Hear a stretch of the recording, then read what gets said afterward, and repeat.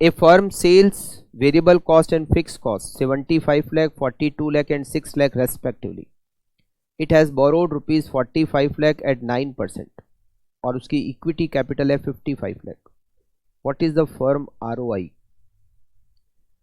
सबसे पहले तो हम प्रिपेयर करेंगे income statement.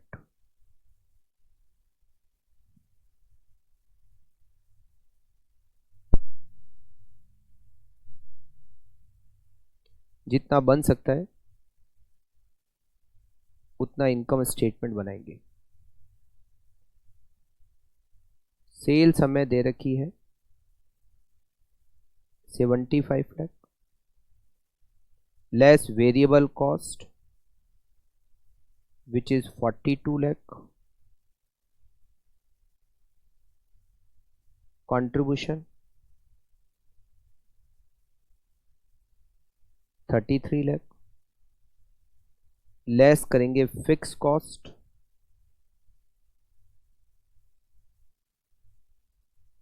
6 lakh, EBIT 27 lakh, less interest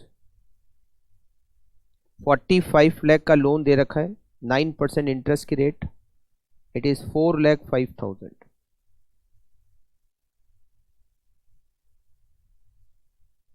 contribution EBT 22,95,000. आगे टैक्स नहीं है तो ये इतना ही बनेगा. सबसे फर्स्ट हमें कैलकुलेट करना है ROI, return on investment. ROI का फॉर्मूला होता है EBIT divided by capital employed multiply by 100. EBIT is 27 lakh.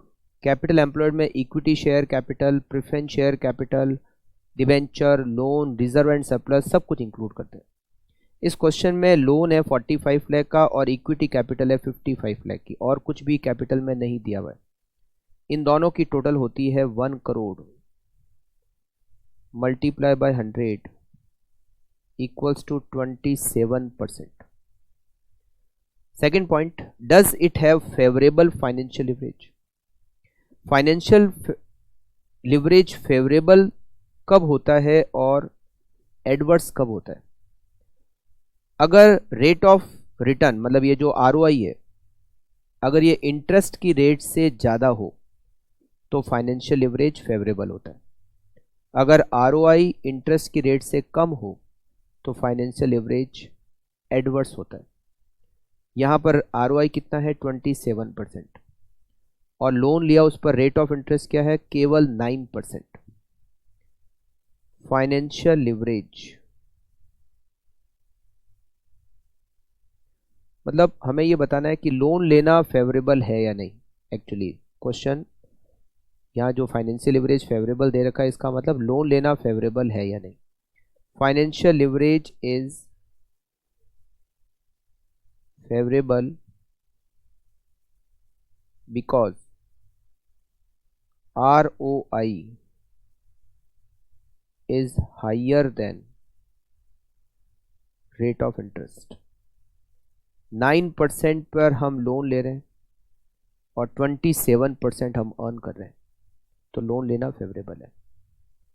Next point, if the firm belongs to an industry whose asset turnover ratio is 3 does it have a high और low asset leverage?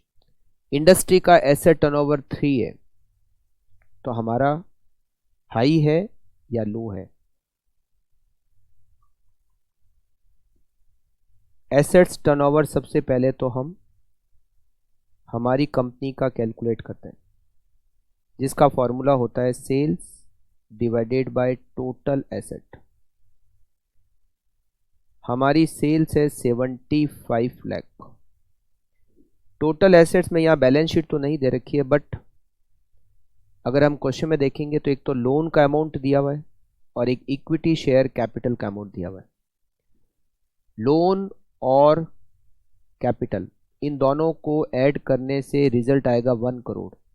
तो हम यहाँ पर assume करेंगे कि हमारी total assets भी 1 करोड़ होगी, क्योंकि और कोई क्वेश्चन में डिटेल नहीं है। तो हमारा एसेट टर्नओवर रेशियो हो गया 0.75, जबकि इंडस्ट्री का है 3। तो हमारा एसेट टर्नओवर रेशियो इंडस्ट्री से बहुत कम है।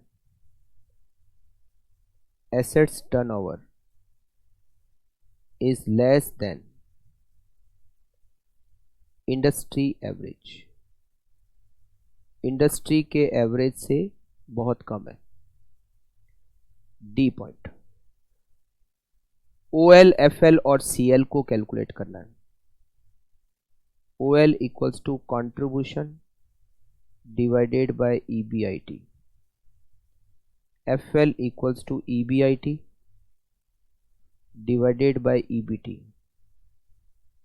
CL equals to contribution divided by EBT।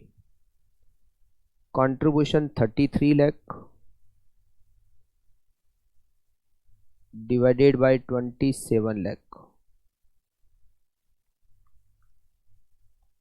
1.222। 27 lakh divided by 22,95,000,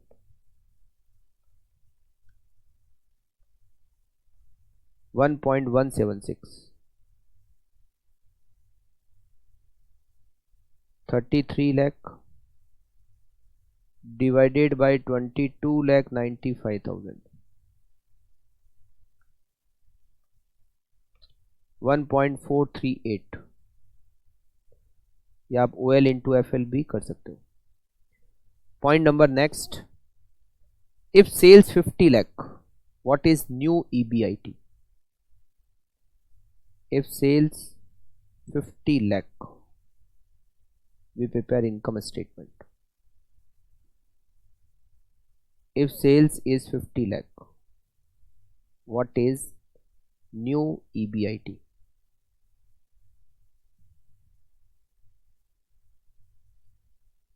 Sales 50 lakh less variable cost। तो सेल्स चेंज होगी तो वेरिएबल कॉस्ट भी चेंज होगी। अभी हमारी प्रेजेंट सेल्स है 75 लाख, वेरिएबल कॉस्ट है 42 लाख। तो ये वेरिएबल कॉस्ट सेल्स का कितना परसेंट है? 42 lakh divided bye 75 lakh, it is 56%। It means contribution is 44%। तो ये हमारा अभी सेल्स अगर 50 लाख हो जाती है तो हमारी वेरिएबल कॉस्ट इसका 56% होगा 28 लाख। कंट्रीब्यूशन 44%, 22 लाख। लेस करेंगे fix cost which remain fixed 6 lakh. तो हमारा EBIT 16 lakh. Last point, at what sales level will the EBIT of the firm equal to 0? कितनी सेल्स पर EBIT 0 होगा? तो हमें इसको रिवर्स कैलकुलेट करना पड़ेगा। EBIT नील, EBIT में अगर इंटरेस्ट ऐड कर दिया जाए और इंटरेस्ट का यहाँ अमाउंट है 4,05,000, तो हम EBIT पर पहुंच जाएंगे। रिवर्स जब कैलकुलेट करते हैं तो जो माइनस हो रहा है वो प्लस करो और जो प्लस हो रहा है वो माइनस करो। अगर इसमें फिक्स कॉस्ट ऐड कर दी जाए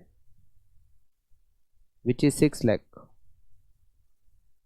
तो हम कंट्रीब्यूशन पे पहुंच जाएंगे 10,05,000 और कंट्रीब्यूशन सेल्स का 44% होता है। तो sales equal to 10,05,000 divided by 44%,